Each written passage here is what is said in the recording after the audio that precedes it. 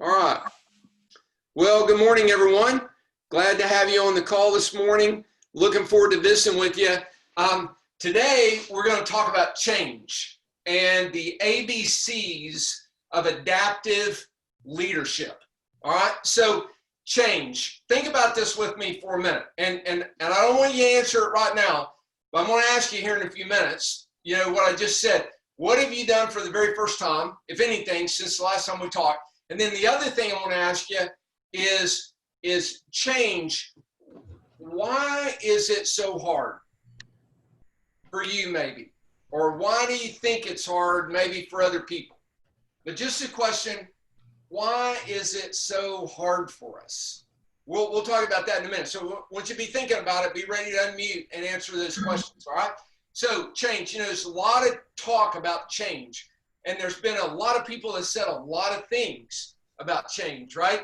So I just thought I would show you a few things that I found that I thought were kind of interesting. And the first one, you know, this is from a really deep thinker, okay? This first one coming from a deep thinker, I think you'll find it really fascinating. If I can get my advancer, nothing like setting it up and then it not advancing. There you go. How about this dude, right? Y'all may relate to this somehow, right? Where the boss comes in and says, oh, did I remember to tell you before you finish the coding that the user specifications have changed? You ever felt like that? It may not be coding per se, but you get the point, right? We've all been in that situation right there, probably on both sides of it, right? So change, a lot is said about it. How about this one? Change is good. Now, you go first, okay? Yeah, I think we've all kind of been in that mode as well. This is Gandhi. He says, be the change you wish to see in the world. You remember me asking you maybe, I don't know, a month or 2 months ago maybe, I asked you this question. When you're at your best, who are you to other people? When you're at your best, who are you to other people? Y'all, that's connected. There's a train of thought, a line of reasoning that says when we're at our natural best, that's where we find our purpose. When we're at our natural best, that's where we find our purpose. Simon Sinek writes about that. So when we're at our best, who are we to other people? That probably informs some of this right here. What's the change that you would like to see in our world right now? Would you be interested in people being more civil to each other? How about being more kind to each other? Would you be interested in hearing truth and not opinion all the time? Would you be interested in people being out for the betterment of other people instead of themselves? Would that be interesting to you? Would you be interested in people just telling the truth, admitting when they're wrong, apologizing when they're wrong? Would you be interested in people being willing to forgive other people? Would you be interested in developing healthy relationships? Well, let's be that. Let's learn to be that, right? We've talked about the law of the picture.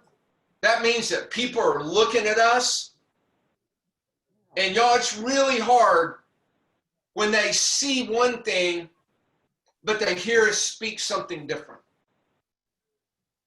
Let's be the change that we wish to see in the world. Would you be interested in people being more accepting of other people? Well, let's be the change that we wish to see in the world. How about this one? Change. Without change, there's no breakthrough. And with no breakthrough, there's no future. Hey, y'all, somebody's not muted, so check your mute, would you please? Without change, there can be no breakthrough. And without breakthrough, there's no future. You know, y'all, breakthrough results so that we can enjoy breakthrough victories. We talked about that some, right? Part of that process is to identify, improve, and implement. When we identify, improve, and implement, we begin to make our way through to creating breakthrough results that give us breakthrough victories. I love that the sound of that, right? I might just ask you, and you don't need to tell me right now, but it's something to think about. I know that I had an idea, I had plans in place, I had specific items set up that I was going to use to drive breakthrough results in 2020. In January, I knew exactly, okay, this is what's going to happen. This is how I'm going to do it. This is why I'm going to do it. And here's what we're going to do. This is the execution plan. This is the time blocking it's going to take. And we're going to drive breakthrough results so we can enjoy these breakthrough victories. And 2020 is going to be a great year. And then March happens. COVID happens. And y'all, we got to change and we adapt. And we learn adaptive leadership. That's why we're talking about this today. What are the ABCs of adaptive leadership? Well, by the time we finish, you're going to have the ABCs, actually A through F, of developing adaptive leadership. Y'all, we're right in the middle of that. So let me just ask you, think about this. I had to reframe the breakthrough results. I had to reframe them because COVID changed it.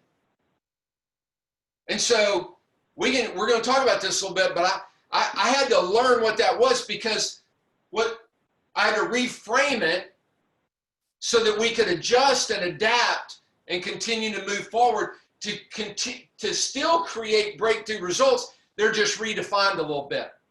All right. So change. Without change, there's no breakthrough. Without breakthrough, there's no future. Look at this one. Change is mandatory for extraordinary results. Hey, listen, you know what, you guys? A long time ago, I think you guys know I got two sons.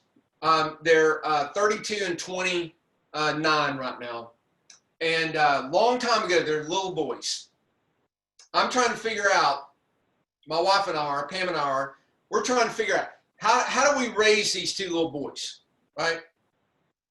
What do we do? What's that got to look like?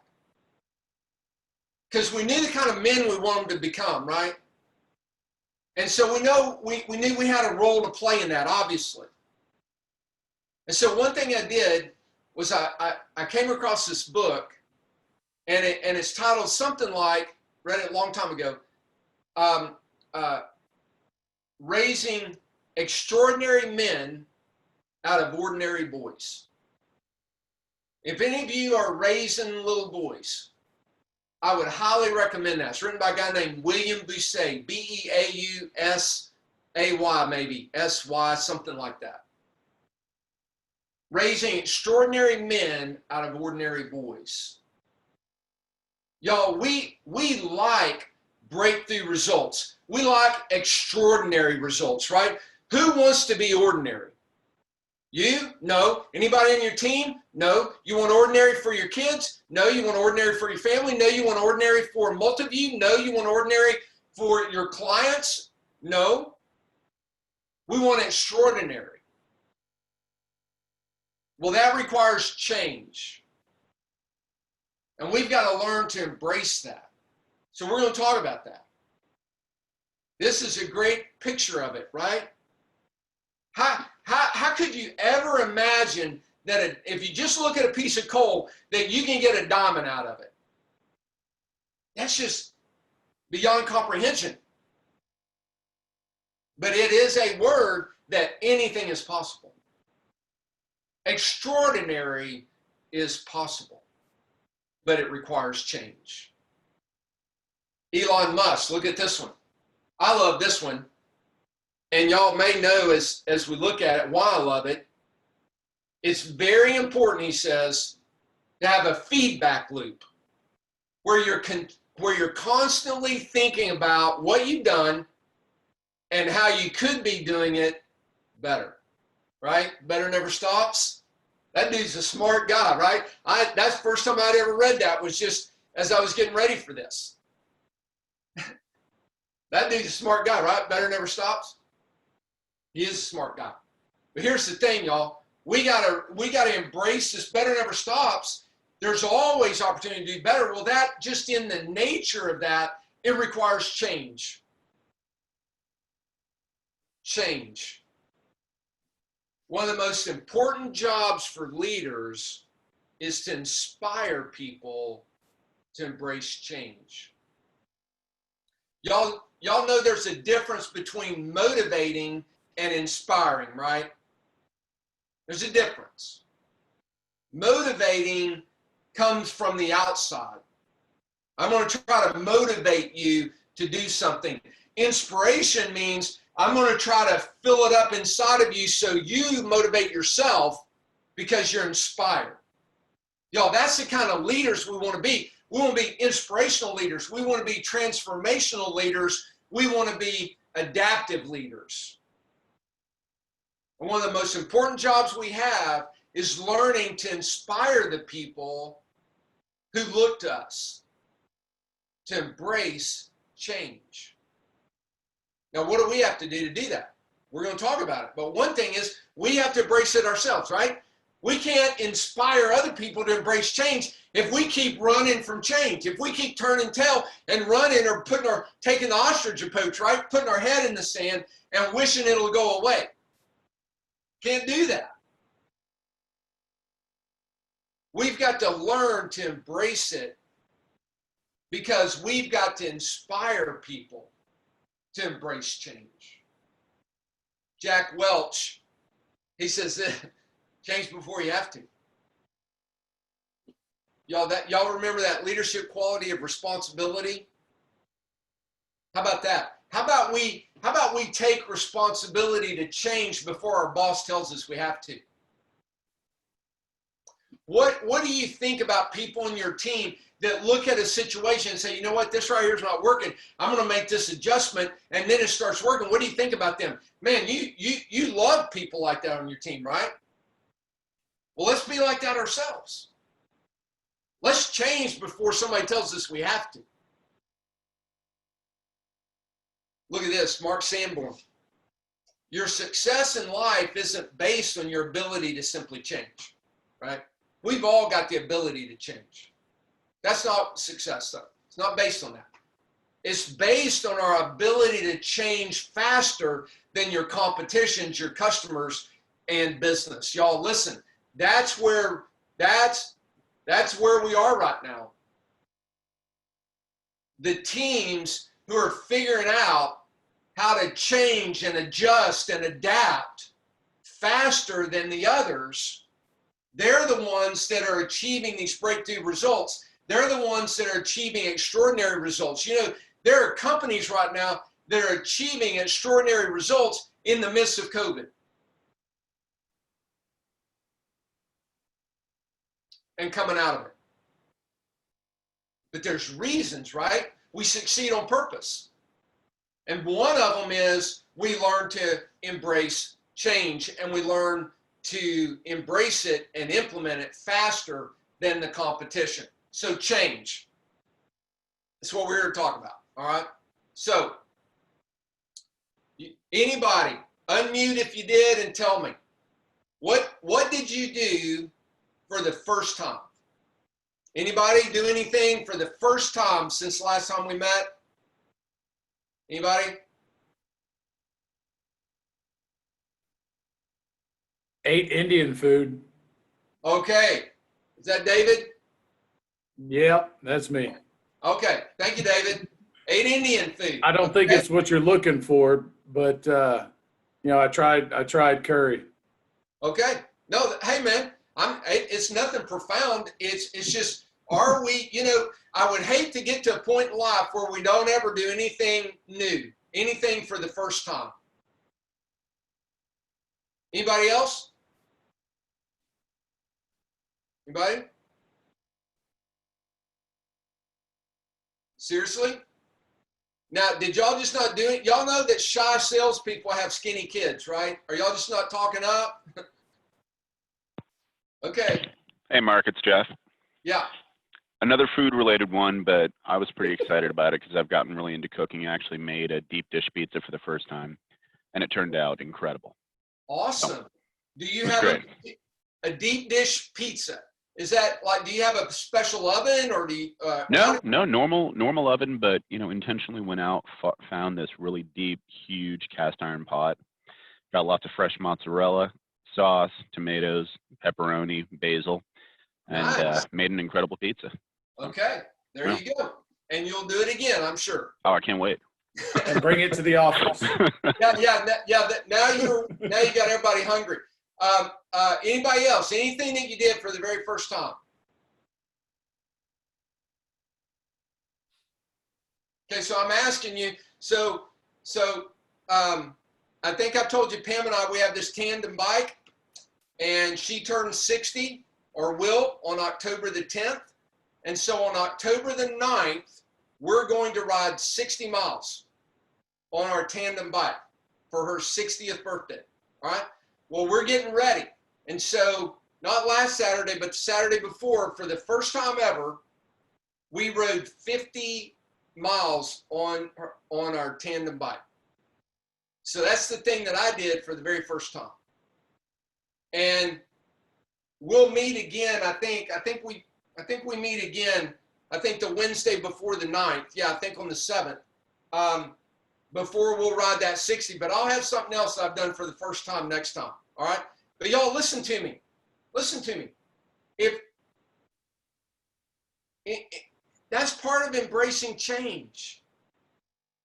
Look for things to do that you've never done before.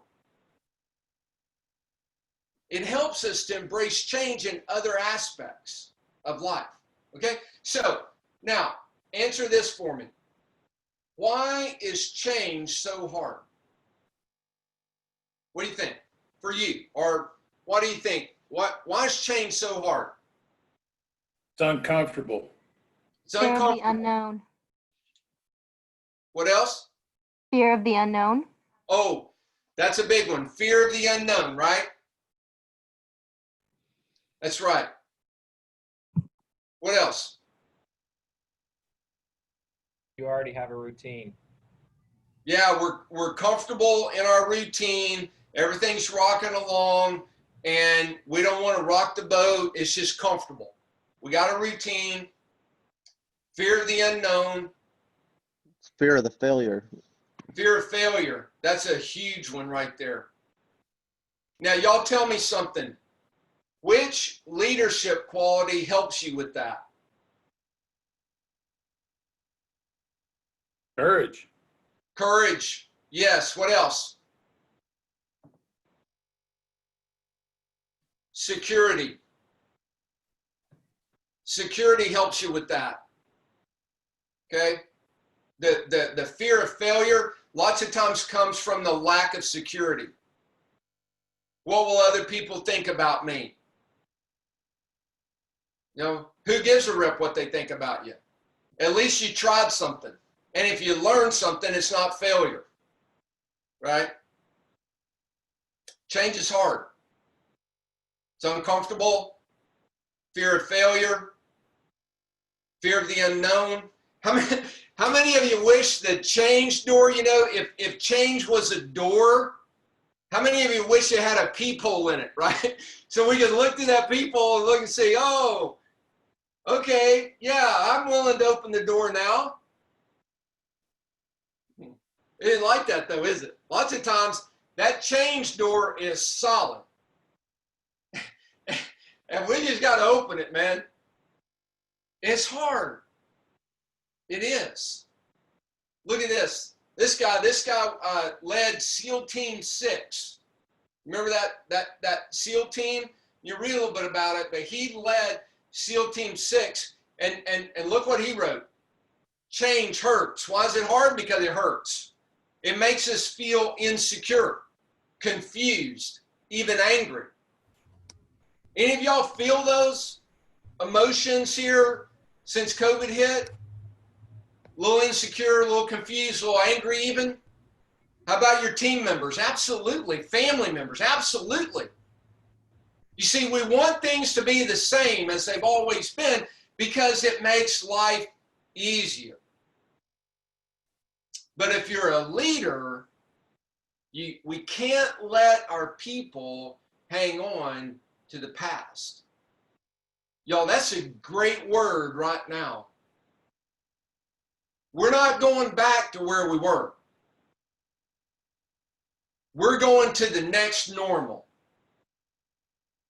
We don't even know what that looks like yet. So as leaders, we can't let our people stay in the past. Y'all remember those zones, right? The fear zone, the learning zone, and the growth zone. We got to lead our people through the fear zone, through the learning zone, and into that growth zone. And the faster we do that, the faster our team's going to be growing, creating breakthrough results, extraordinary results. All right? So, but it's hard, and this is why it's hard. King Whitney Jr., he said, look, change has considerable psychological impact on the human mind. Well, thank you, King Whitney. None of us, yeah, we all knew that, right? But look at this. Look what he said. This is why I've got it up here. Look, because we're all different, right?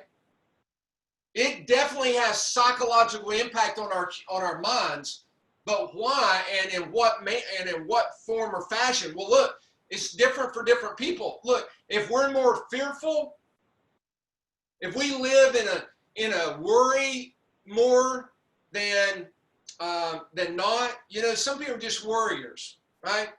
My mother-in-law's like that. She, for the life of her, cannot stop worrying. And so she lives in this kind of this fear mode. And change is threatening because it may make things worse. That's how people who have a more fearful perspective, that's how they see change. It's threatening because we immediately go to, well, it's just going to get worse. Now, if we're more hopeful people, we can actually be encouraged because it's like, well, things are going to get better. Better never stops. Change is going to lead to better. Now we know that's not always the case, but for some of us, we can't help it. Even in the bad and even in the change, we're always looking, well, what are we learning? How are we going to be better? And what's this going to do for us? Y'all, it's an attitude, right? So change has considerable psychological impact, but it's different for different people. Some of us are more fearful, so it threatens us because we automatically go to it gets worse. Some of us are more hopeful people, so it's like, well, things are going to get better. So I tend to be encouraged and embrace it more. And to the confident people, you know what it is? It's inspiring because there's a challenge there. You tell me I can't do something, and baby, I'm going to get that thing done. Some of us are just like that. And change challenges us to make things better. So here's my question for you. Yes, which are you? Yes, absolutely. But what about your team? You might even write some names down right now. The people in your team. Which ones see life from a more fearful, worryful, if that's a word, perspective? Which of them see it through more hopeful, right? Glass half empty, glass half full. Which of them are really confident people? And so as we look at change as leaders, as we see change coming, as we identify it, and we start to learn to be adaptive leaders, then you know what we do? We employ some of these confident people, some of these hopeful people, and we say, hey, let's talk about how we're going to lead this team together. You don't have to do it all by yourself. Help some other people, mentor them along. But know your people.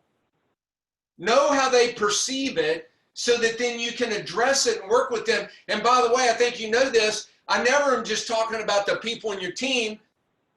Your family's more important to me than your team members. I hope they are to you. How are they dealing with this? How are your kids? Because your kids are different. You know that. Are we being intentional in helping those over whom we have influence to navigate through this period of change?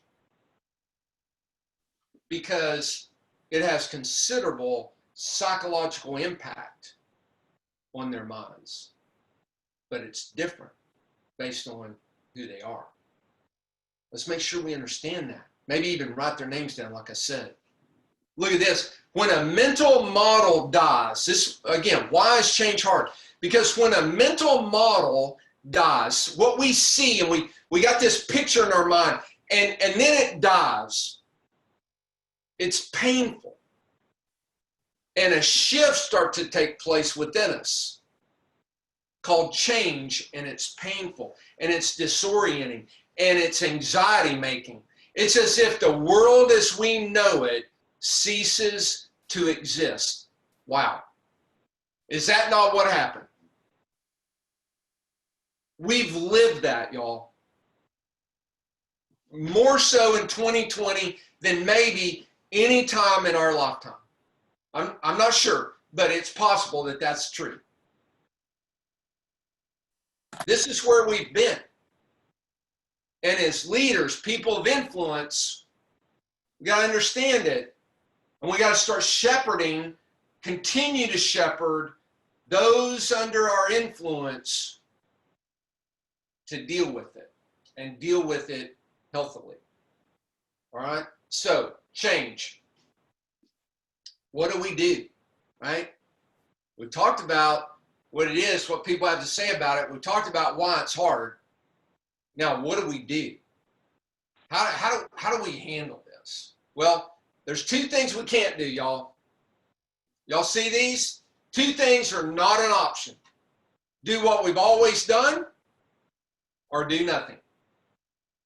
Those two are not an option. Neither one of them. Now, some of us, we default. Well, we've always done it this way, so let's just keep doing it because eventually it's going to work again. Or, you know what, I think that's just a blip. Let's just leave that alone. I'm sure it's never going to happen again, so let's just keep doing what we're doing and not do anything. Y'all listen to me. As adaptive leaders, those two are not an option. All right? Because here's what happens when you allow those to be an option. Y'all remember Blockbuster? 84,000 employees. Y'all hear that? 84,000 employees. 9,000 locations. And Netflix comes to them and says, hey, things are changing. Things are going to go digital. People aren't going to drive to your store and get a tape to go plug it into a machine. They're just going to get it digitally. They're not even going to have to leave their house. In fact, they're just going to be able to look at it on their phone. And Blockbuster, no, we're just going to keep doing what we're doing. We're not going to do anything. And guess what? We know, right? You ain't even see one of them. I think there may be one Blockbuster store in the whole country. And there were 9,000, 84,000 employees. And the leadership did not adapt. No, we're going to keep doing what we're doing. We're not going to do anything. Blockbuster. How about this one? Y'all know this one, Enron? Enron's an energy company. They're based in Houston. 20,000 employees. Rated one of the top companies and innovative companies, one of the best places to work 5 or 6 years in a row in America. And they died. Now, you know why they died? What their demise was? It wasn't actually either one of these two things. It wasn't that they just wanted to keep doing what they're doing or they didn't do anything. That wasn't it. So, Mark, why do you got it on here? Well, the reason I got it on here is because I want to remind you of the leadership qualities we've been talking about, because you know why they died? Because they had leaders who lacked character, who lacked integrity, who lacked responsibility. And they started implementing fraudulent accounting procedures and committing fraud. And you know what, y'all? As leaders, when we're void of character, when we have limited amount of character, I'm telling you, it catches up to you. You're not, people don't get away with things like that. And their company was destroyed, and the careers and the pensions of thousands of people were destroyed. Maybe they've recovered. Hopefully a lot of them have. But that company is no longer, because they didn't have effective character, integrity-filled, authentic leadership. How about this one? BlackBerry. Anybody remember BlackBerry? BlackBerry was a messaging system, right? It was a phone. Y'all, listen to this. There were 80 million users of BlackBerry devices. 80 million of them. And you know what happened? They saw touchscreen technology and they discarded it. They disregarded it. They didn't do anything with it. They did nothing. We're just going to keep doing what we're doing. They're gone. iPhone destroyed them. Look at this one, Kodak. 1888. 1888 is when Kodak started. They were the pioneer and leader for years in photographic, photos and the technology to take photos, the instant photos, right? The Kodak camera, you take a picture and then instantly came out, right? And you know what? In 1975, you know what Kodak did? They actually developed digital technology for pictures. 1975, they developed it. They discovered it. But you know what they did? It scared them. They thought that they would lose their market in the traditional photographs, and so they buried the technology. They did nothing with it. And today, that's all photographs are, is digital. Wow. Y'all, listen. The lack of adaptive leadership, I don't want to overstate this, but it can destroy a company. It can destroy a team. It can destroy a family. This is serious, y'all. Change is serious. And more importantly, how we deal with it, how we embrace it, what do we do with it? That's the most important thing. So, what do we do with change? All right. How do we move into adaptive leadership? So, A, right here, the ABCs to adaptive leadership. Number one, admit, or A, admit. Y'all, let's admit, can we, that change is needed. Okay? Can we admit that? Even though, like we talked about earlier, the reasons it's hard is because we're comfortable. We know what to do. We like what we're doing. There's no guesswork. Our brains don't have to work very hard. That we're just on, we got this routine. Those are words that you guys use. Why is it hard? Because it changes the routine. Because it moves us out of our comfort zone. And we as especially Americans, we like to be comfortable. Well, guess what, y'all? Life ain't about being comfortable. It's really not. Not if you're going to lead for breakthrough results. Not if you're going to lead for extraordinary results. Not if you're going to be an adaptive leader. Not if you're going to invest in people and help them become who they're created to be. Help them become who they've been gifted to become. If you're going to mentor and lead and help people do that, it's not going to be comfortable. And for a lot of us, we can only stay in comfort for a little while. And then we get bored. Because we're not challenged anymore. So, you got people in your team that fall in both camps, right? They like comfort, they like stability, don't rock the boat. Then you got other people, boy, they get doing something for too long. They get bored with it. They got to be a little bit uncomfortable because that keeps them sharp. So y'all, as leaders, we've got to admit, look, change is needed. Even though we're comfortable, even though we know what to do, even though we like what we're doing, even though there's no guesswork, even though we're creating the results that we want, change is still needed. Why? Because better never stops. So change is needed even though we're comfortable. Change is needed even though we're in control. And a lot of us, we like to be in control. We know the leads are going to drive the results. We execute this. We're going to get that. We're comfortable. We're in control. Everything's in order.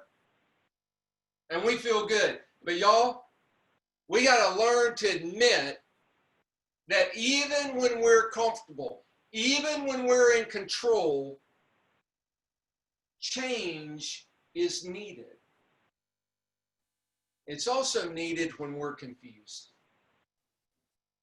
Y'all, have you felt confused since COVID hit in anything? It's been confusing in some ways, right? It's been confusing. Change is needed even though we're confused. Sometimes when we're confused, we don't want to do anything because we don't want to make a mistake. Fear of failure. We've never been there. We don't like this inner uncertainty. There's no peephole in the door. We don't know what's going to happen to our team. If we lead our team through this door, we don't have any peephole. We're not sure what's going to happen, and it's uncomfortable, and we have no control, and we're confused by it. But hey, admit it's got to happen anyway. Change has got to happen. So if we're going to be adaptive leaders, we have to admit that change is needed. Then we've got to begin. What do we begin? We begin to embrace this need. Not just admit it, but we begin to embrace it. We begin to look forward to it. We begin to say, all right, I recognize we got to do it. I admit we've got to change. Now let's begin. And y'all, for me, what helps a ton is this right here. I take a deep breath. And sometimes I just physically, I just stop and I just kind of like that. I just pause a minute and I start to think about the big picture. Because sometimes we get so far down in the weeds that we can't really see what's happening. And that leads to the confusion, or at least part of what leads to the confusion. So we begin to embrace the need for change. So what we do, take a deep breath, think about the big picture. Why do we exist? What's the purpose? What's our mission?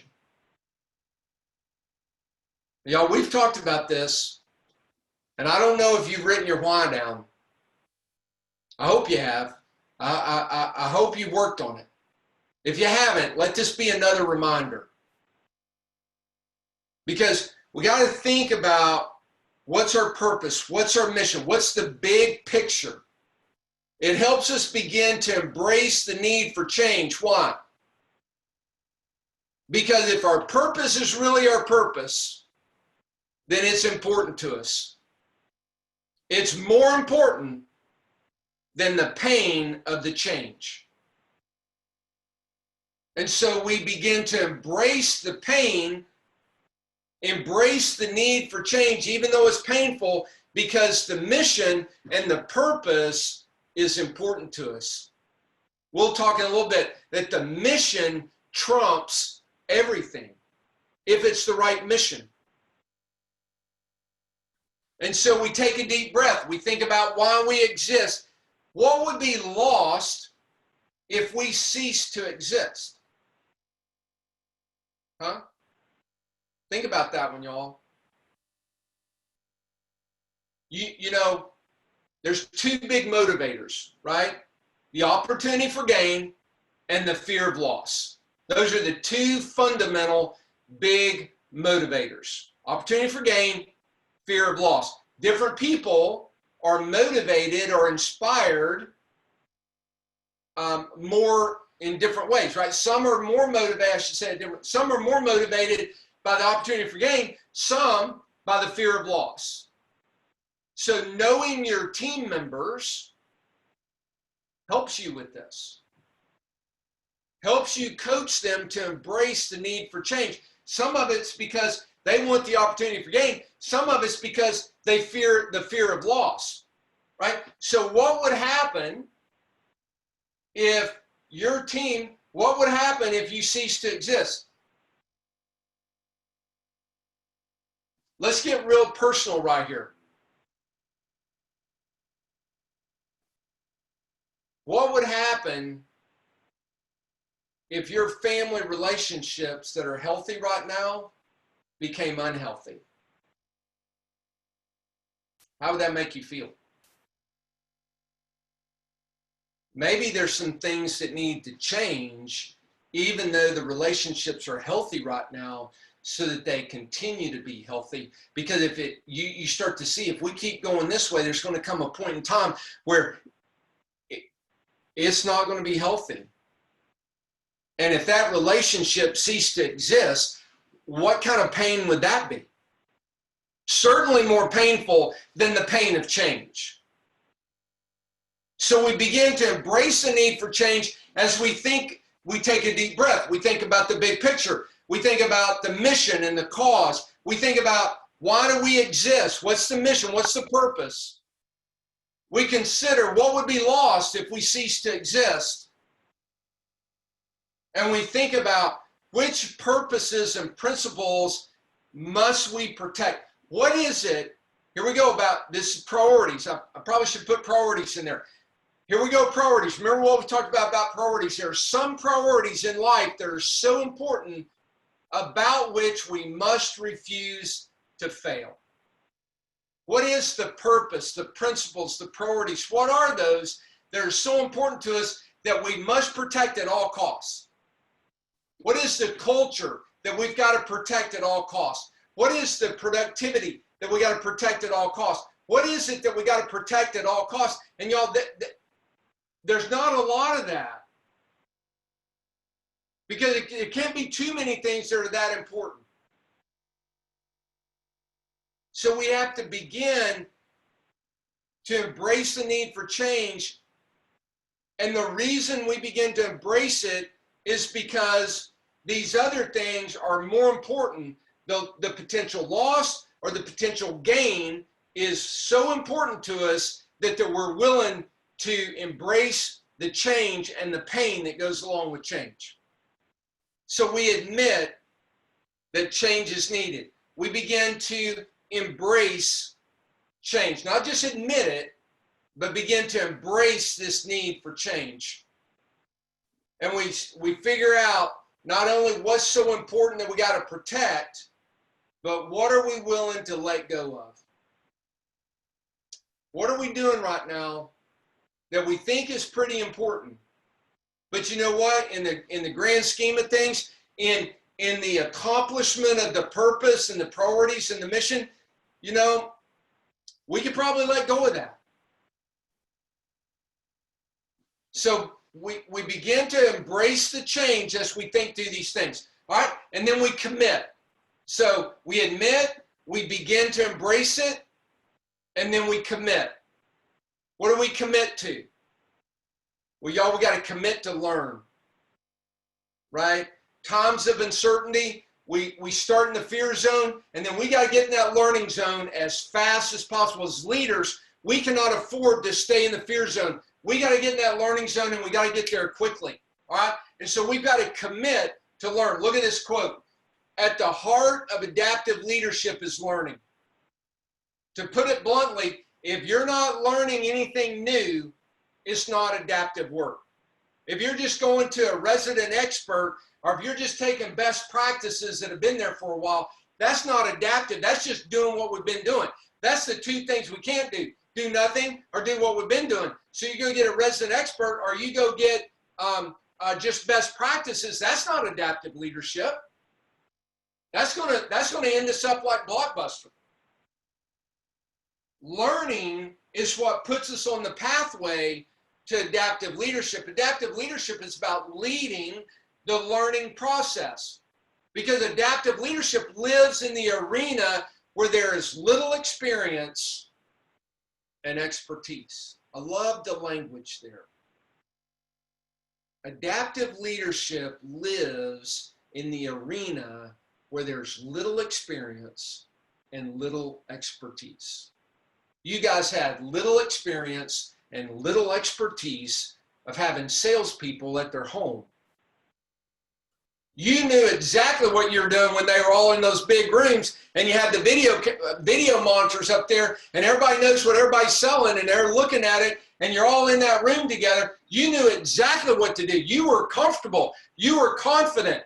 You were in control. You knew it all, and then it changed like that.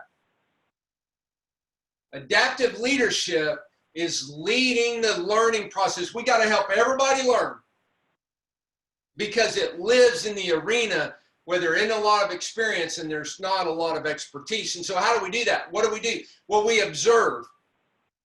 And y'all, we observe lots of resources and lots of types of resources. In other words, don't get locked in on just where you've been learning. Diversify your learning. Observe all kinds of resources. Listen. I love this language here. Listen for the song behind the words that's keeping us all dancing. Don't you love the imagery of that? We don't just listen to what people are saying. We listen to the message. We listen to the heart. We listen to the words, the song. What's really at the heart?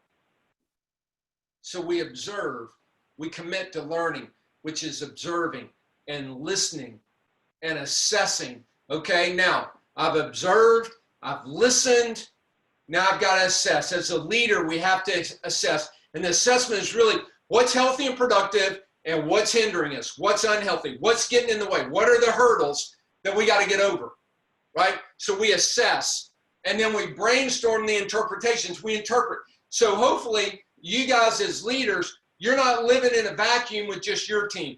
Hopefully you're collaborating with each other. You're observing your own teams, you're listening to your own teams, you're listening to each other, you're assessing, and then you're brainstorming collectively what you've all heard and what you've interpreted that you've heard. And you're working collaboratively to learn. Right? So we admit, we begin.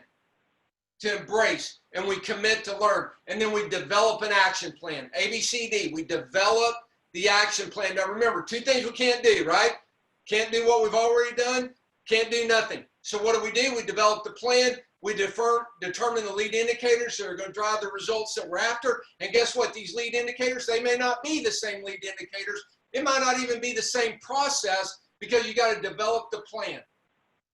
And you time block the execution. There are principles there that don't change. It's what we do that can change, that we have to learn to adapt to and model it and teach it and inspect it and encourage it. Right? And then, what do y'all think E is? If we were together, I'd like you to guess if we had more time, because I'm thinking some of you are going to say E is execution, because that's what I would have said. But the more I thought about it, I was reading some material. You know what I think? It's not Energy. execution, it's experiment. Oh. It's experiment. Okay? Because guess what, y'all? When we move into uncharted territory, when we move into uncertain times, when we learn and we develop a plan and it's really new and changed, none of us know for sure it's going to work. But we can't get caught in paralysis of analysis and think, okay, I can't try it until I know it's for sure going to work. Now, do we do our due diligence? Absolutely. That's what we do. We begin to embrace it, and we commit to learning, collaborating. We develop the plan, and then you know what? We run after it. We run from the paralysis of analysis. Don't let that keep us from getting started. We recognize, you know what? We're trying something. We're trying something new here. It may work, it may not work. We're experimenting with it because we realize that what we try is likely not going to work to the fullest expectation, but, and that's a big but, we're going to learn. So, what do? We experiment, and then what do? We commit to learn. We observe what worked well, what didn't, and we interpret. What do we learn from this, and what are we going to try next?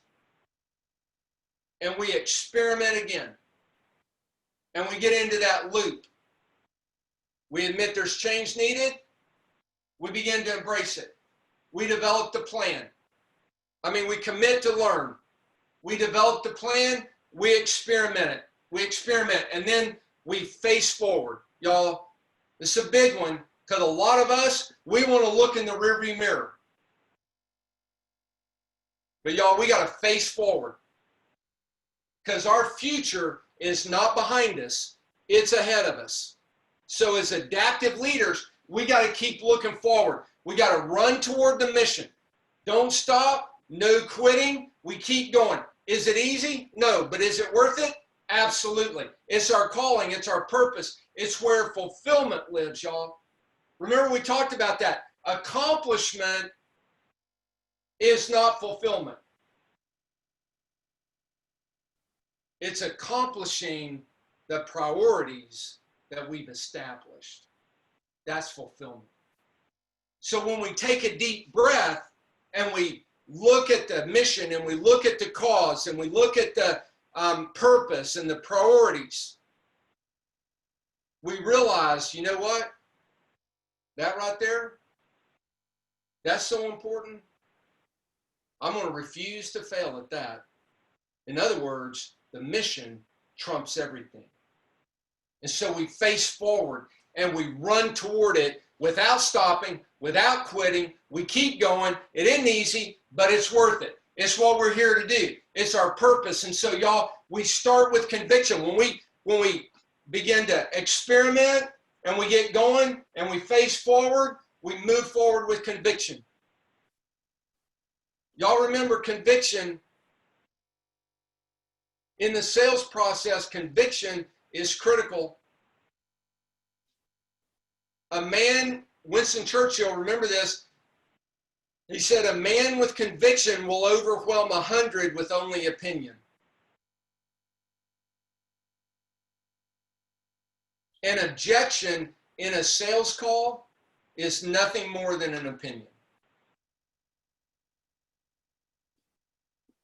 And opinions bow in the presence of conviction. And so if you have salespeople that have deep conviction about what you're selling, and yes, you can have conviction about anything you're selling. When you start to think about the benefit that what you're selling provides to people to whom you're selling it, and how it helps them grow their business, which allows them to employ people, which allows them to take care of lots of families, you can have conviction about that. And conviction overcomes opinion. So we start with conviction and we stay calm. Y'all, it's not going to work like we want. Remember, we're experimenting. We're facing forward. So we start with conviction, but we stay calm. We stay connected. We collaborate. We stay connected. Quit living in isolation. Even though you may be working from home, even though you're not in community in the office, you can still collaborate. You can still stay connected. And your team, you got to find ways. Microsoft Teams may be the way you do that, where you keep your team connected even in the midst of the isolation. And then we stay the course. We stay the course. We start with conviction, we stay calm, we stay connected, and we stay the course. Now, are we going to have to adjust it? Yes. Why? Because change happens. And so we admit that change is needed. No matter what condition we're in, change is needed because better never stops. We admit that. We begin to embrace it. We don't just dig our heels in. We actually embrace it because the mission and the priorities and the purpose are so important, and we commit to learning. And we commit to teaching the learning process to our team. We develop the plan, we experiment. We know it's not going to work perfectly, but that's okay because we're going to learn something and the plan's going to get better and we're going to achieve the breakthrough results, the extraordinary results we're after, not because we developed the perfect plan, but because we experimented with a plan and we kept improving it and we kept facing forward. And we develop adaptive leadership. Y'all, we adapt. Quit wishing there wasn't change. Quit wishing there wasn't change. Admit, begin, commit, develop, experiment, face forward. Develop this adaptive leadership. Okay? Hey, thanks. We'll talk 2 weeks from today, 11 o'clock. And let me do this real quick.